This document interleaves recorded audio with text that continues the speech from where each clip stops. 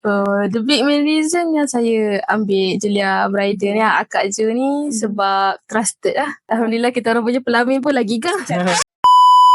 Okay, Assalamualaikum. Hari ni kita ada Rashid dan Iliana, pengantin last week. Okay, sweet couple kita ni. Okay. Alhamdulillah, hari ni kita dah selesai pun majlis yang berlangsung semalam.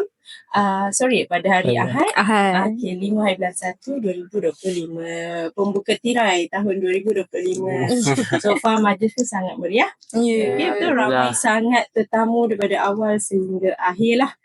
Kami katakan macam tu lah, rezeki pengantin kita lah. Okay, sebelum tu kami nak tanya sikit lah. So far, apa yang menyebabkan Iliana nak juga repeat ambil package dengan kami? Dan sebelum ni pun kakak dan adik ada ambil juga package dengan kami. Apa yang membuatkan awak nak juga repeat ambil dengan kami? Secara ikhlas.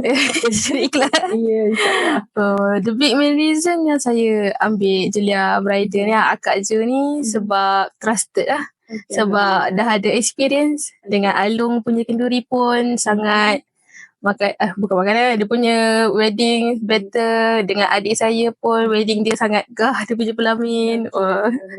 Alhamdulillah kita orang punya pelamin pun lagi gah. lagi power. Alhamdulillah. Okay, so far macam untuk majlis awak pula dari segi preparation semua awak okay? Alhamdulillah so far okay lah. Okay, on time tak? Setiap. Okay, so kita semua siap on time lah kan? Semua siap on time. Okay, sepanjang majlis semua dari segi food semua okay ke? Awak rasa macam mana? Kalau nak tanya pengantin, kita orang dapat beberapa surau je. Tapi semua orang bagi puji lah, sedap makanan pun habis awal ya kak? Betul, habis awal. Dia dalam pukul 2 juga. Tapi kita sebab kita dah bagi tahu kan, so family pun ada backup lah. Okay, Alhamdulillah kita cuba arrangekan sebaik mungkin sebab tetamu betul-betul ramai kan. Okay, dari segi attire semua okay, baju? Okay, baju akan offer kita orang custom made baju. Alhamdulillah sangat cantik, sangat bling-bling. Memang cita rasa kami. Alhamdulillah dapat juga warna yang dia nak. Kan dapat senang warna tu sebenarnya. Betul.